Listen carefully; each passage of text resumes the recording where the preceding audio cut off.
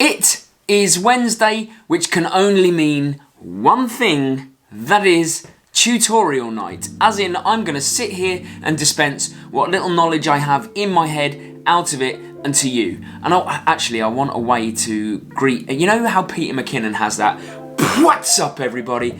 Like, I really want something like that. I never know how to start these videos, but if anybody's got any suggestions, let me know. Now, what you're going to get in this video is I'm going to give you my 5 top tips, the best tips that I can think of, and I've given them in kind of individual tutorials over the past couple of years, but I just wanted to amalgamate the 5 things that I come back to time and time again as a coach and as an athlete that I have used and I have given to athletes that I coach to use and that I have dispensed to athletes on YouTube to use that will see your running go up to the next level. I like to call them game changers. They're the things that you can do that are ranging from completely free to, you know, some level of expense, but if you use them correctly, your level of performance, your running, it's going to go stratospheric. And if you put all 5 of these into place, which I have done bit by bit over the years,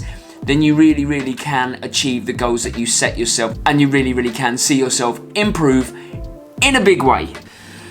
But before we start, let's just take a step back here, because underpinning all of this, underpinning all of these tips that I give you is the kind of my MO, if you like, my reason for being, my reason for this YouTube channel, and it is to help you connect with your reason, your why, the kind of reason that you do all of this. Because if you are in training to run a specific race, if you are in training to run a specific pace, if you are in training to lose weight, then you are connecting yourself to an outcome.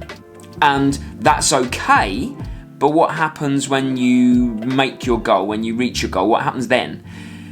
The thing is, this is like the biggest thing that, you know, one piece of advice I could give you above all is connect yourself to the process. Just calling yourself a runner is enough. It's okay. And once you've found that why, your reason for being, your reason for going out, then yeah, you'll still have goals. Everyone likes to run a race in a specific time or run at a specific pace in training, but they're not the be all and end all. They're kind of, they happen and then they go, and you're still a runner.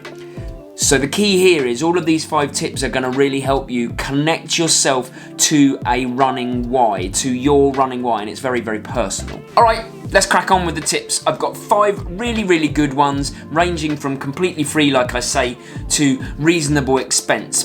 But the first one is weapons grade steroids are to be avoided. I think actually the weapons, that's for my 5 things not to do, not the 5 things to do. Sorry, I was looking at the wrong notes there.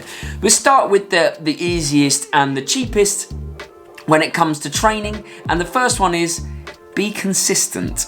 It is genuinely that simple. I don't want to give too much away, but I just ran a half marathon yesterday in Marden, and I hadn't trained for a half marathon. In fact, I hadn't run above 10 kilometers in over 2 months, I think. I might have to check back on my Strava, but not very often, that's for sure. And I ran every day, very small distances, but consistently in November. And by the way, I'm not advocating running every day, but you'll get the message here. What happened to me yesterday in Marden blew my mind. And that all came from just a little kickstart in consistency. I'd been mostly inconsistent the entire year thanks to injury and not being able to train and training for triathlon, but I decided in November to focus on my running. And consistency for you could be 2 times a week, but do it twice a week, every week. Don't do 4 or 5 runs one week and then 1 the next week because you're so tired. Remain consistent. You can always build on that, but that is the key. It underpins training and it will see you move up the levels pretty rapidly if you just remain consistent. A good benchmark is 3 to 4 runs a week, I would say. And tip 2, another free one, by the way, is that I would add real structure to my training. What I would do is I would polarize my training, and I've done videos about this before. I'll probably link it up here somewhere. But what polarizing your training really is doing the bulk of your training in a really low aerobic zone for training, and doing a small amount, 20%, 80 down here, 20% at super high intensity, like really make the hard sessions count, rather than a lot of us just go out and run with no real structure, with no real goal other than to run. And you know, there's a place for that, don't get me wrong. It's really nice to just be out and in nature, but there's something really special that comes from knowing that you have a target, a focus, a goal, and executing that every single session, leading somewhere. And polarizing training is just that. It's just making sure that when you say you're doing an easy run, it is an easy run. You're not kind of creeping up into that middle junky mile zone, which still has some benefit, but just not enough. And you don't want to do lots and lots and lots of hard sessions, because that is a surefire way to blow out, burn out, injure. And hot on the heels of that is, of course, heart rate training. Now, I just watched a video from Seth Demore, and he was talking about why he doesn't heart rate train, because he didn't train when he was at school, and that's mainly his reason. And I have challenged him on that. I actually wrote a comment on his video about it, because I didn't heart rate train at school. In fact, I didn't heart rate train until I was about 30. But now that I've found heart rate training, it's just another tool in my toolbox, if you like. I don't overly rely on it. In fact, a lot of my runs I go out and I don't check my heart rate, but it does just keep me in the right places at the right times. So sometimes I can go out and I can get pretty excited about running, and I could just be in the middle zones rather than the low zones, knowing that 10 kilometers in the middle zones is probably worth 6 or 7 in the low zones. I'm just kind of wasting some miles in a way, and there's a certain satisfaction from going out and executing and knowing you're doing the right thing. And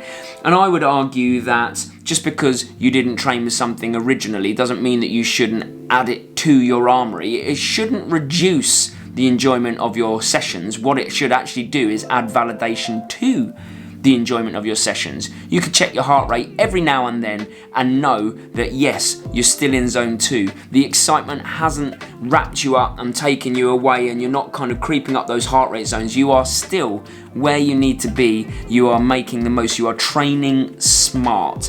And if a heart rate monitor failed and if a watch didn't pick it up, that's good. It was just one tool in all of your armory. You can just go back to feel, and you should know by then that that correlates to a particular heart rate. It's difficult. I'm not saying Seth Demore is wrong, but I just don't buy into the whole I didn't do it then, so I'm not doing it now. I think actually it's a really useful tool, and lots of people are finding heart rate training now and realizing that it can really give you proper structure and keep you accountable. And I'm not saying that you rely on it, I'm saying that it's another tool. Now we're getting into slightly expensive territory. With a heart rate monitor, you're probably looking at around £60-70 for a half decent one. You don't want to get one that's a wrist monitor on your watch, because they are notoriously unreliable. You want to get a chest strap heart rate monitor. Get the information straight from the heart rather than from the wrist. But moving up through the costs, probably £100 to £200, I would say. This is where we're at the moment, is getting the right shoe for you and you alone. It is great buying shoes without doing the research and just getting these lovely colourful numbers, or this shoe or that shoe because someone else recommended it. But what happens if you're getting a shoe for a pronator, an overpronator, but you're a supinator, just because you've heard that that's a good shoe?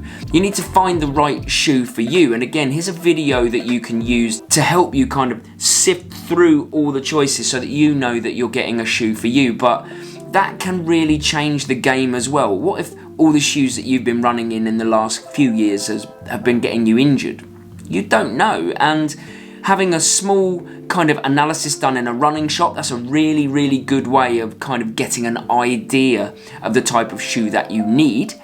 But I would say that getting the right shoe for you can absolutely change the game, and it can take you to the next level pretty quickly. And I don't mean just in terms of the speed that you'll be at when you're running. What I mean by that is that the right shoe should, in theory, reduce your risk of injury, which means that you can train more consistently and you can train for longer distances. And finally, as the French call it, le finale, it's the same word really, but this is the one that could cost you a fair amount of money, depending on how deep down the rabbit hole you want to go, but it could be the thing that long-term changes the game the most, and that is to have a full running analysis, to find somewhere that has a treadmill, has the video equipment, and the person has the knowledge enough to provide you with an analysis of your running technique, not just your feet, not just how they land, but how everything works in unison with each other. So your arms, your head, are you leaning forward? Are you leaning back? Are you running on the inside, outside of your feet? Are you crossing over the midline with your arms and your feet? Like everything. Now these types of analysis, they don't come cheap. I think, you could probably get one for about potentially £50 at the cheapest, but I would say the most are coming in just over £100. But what they do is, they give you a really comprehensive overall picture of you as a runner. And what you can actually do with the run analysis is that they can go up to hundreds of pounds, because you could add on a course of sessions, a course of coaching with the person that does the run analysis with you, and you can keep going back, and over time you can see how your technique is changing for the better. And these people, they know what they're talking about. So these tips, they don't have to cost you money. Not all of these tips do cost you money, and there are ways of getting around a lot of this. I've done videos on being able to do your own very crude gait analysis, but still kind of having a look at your technique, the very rough things that you may do or not do, and the ways to correct them, the ways to help. I've made tutorials on how to pick the right shoe. I have talked about heart rate and how you train with heart rate. It's all here on the channel. That's where I'm at, really. And now here's the thing, here's the point for discussion. I want you to share with me your top tips, the things that have really helped your running the most, that have taken you to the next level. Share them in the comments so that people can have a conversation, because these are just kind of my opinions. They are not set in stone. Take them or don't take them, I don't mind, I'm just trying to help. So share in the comments what you do.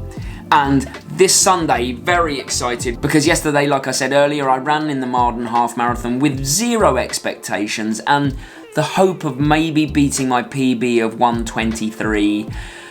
Admittedly, I'd only ever run 2 half marathons without having done a swim and a bike in front of them, but I still didn't know if I was in the shape to beat my PB.